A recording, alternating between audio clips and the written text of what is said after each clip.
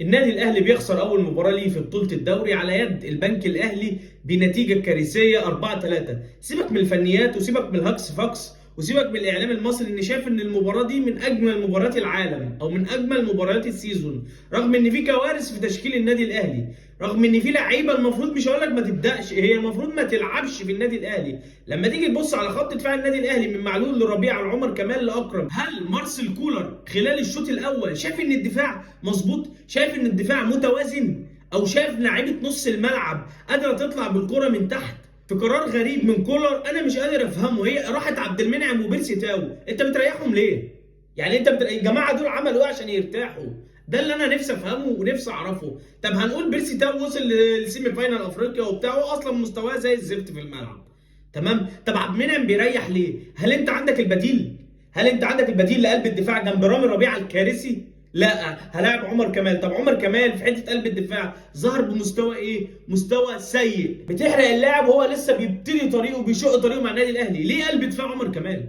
عمر كمال عمل كوارث الدنيا النهارده في قلب الدفاع، مفيش غلطه ما ارتكبهاش عمر كمال النهارده مع رامي ربيعه. طبعا لما تيجي تبص للعيبه نص الملعب او الثلاثي بتاع نص الملعب سواء امام او قفشه او مروان عطيه، هو افضل لاعب في نص الملعب كان مروان عطيه، رغم الجاب الكبير اللي ما بين خط دفاع النادي الاهلي وخط نص ملعبه، الا ان مروان عطيه هو اللاعب الوحيد اللي كان بيحاول ينزل يستلم ويسلم للعيبه نص الملعب سواء امام او قفشه. وانا قلتها وهقولها، امام وقفشه في نص الملعب الاثنين ده اكبر غلط. ما ينفعش تحط لاعبين نفس الشكل، لاعبين 10. هتقول لي اصل امام هو اللي كان بيزيد وقفشه هو اللي كان بيلعب دور 8. ما هي المصيبه ان قفشه بيلعب دور 8، لان هو اصلا ما بيعرفش يلعب دور 8. قفشه مش بتاع تدرج بكوره، قفشه مش بتاع رافع عين، قفشه مش بتاع توزيع لعب، قفشه مش بتاع تمرير، قفشه مش بتاع الكلام ده.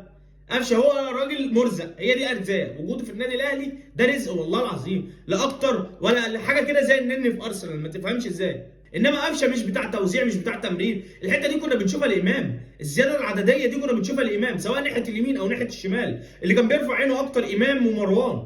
حاجه مش مفهومه. حتى في حته التبديلات بتخرج لي اهم اتنين في نص الملعب، مروان عطيه وامام عاشور. ازاي بتفضي نص ملعبك؟ بتقول لي الاثنين اللي كانوا مدين شكل شويه نص ملعب الاهلي لا تعالوا انتوا ريحوا، انا عايز اخسر الماتش.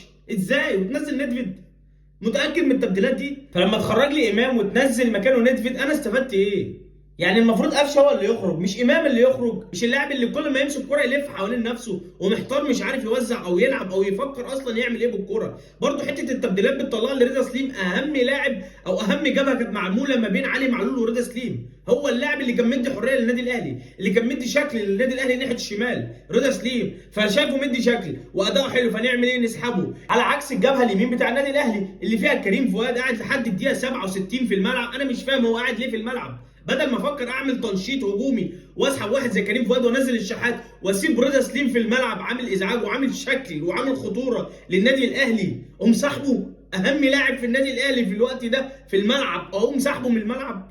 تبديلات كلها زي الزفت، تشكيل اصلا كله زي الزفت، من اول خط الدفاع لنص الملعب لحتى خط الهجوم، بغض النظر عن ان انت ليك ضربه جزاء ولا لا، عنها اتحسبت ولا ما اتحسبتش، او كان الشحات اصلا لما استلم الكوره كان نفسها، ما تفهمش الدنيا ماشيه ازاي.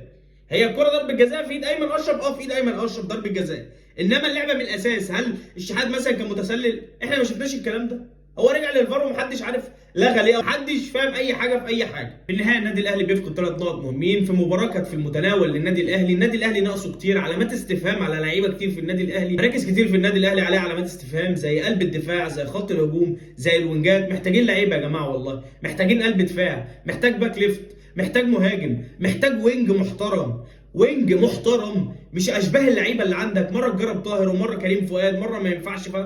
عك في عك، والواحد مش فاهم في ايه في النادي الاهلي، مش قادر تتعاقد مع صفقه محترمه تليق باسم وكيان النادي الاهلي في فتره انت داخل عليها فتره صعبه جدا، فتره اللي الفرق كلها بتدعم، فتره خلاص يعني انت المفروض دلوقتي بتتكلم في دوري ابطال افريقيا، في معمعه جايه، في تجمع منتخب، في قصه ثانيه. فالمفروض يبقى عندك اللاعب البديل الجاهز.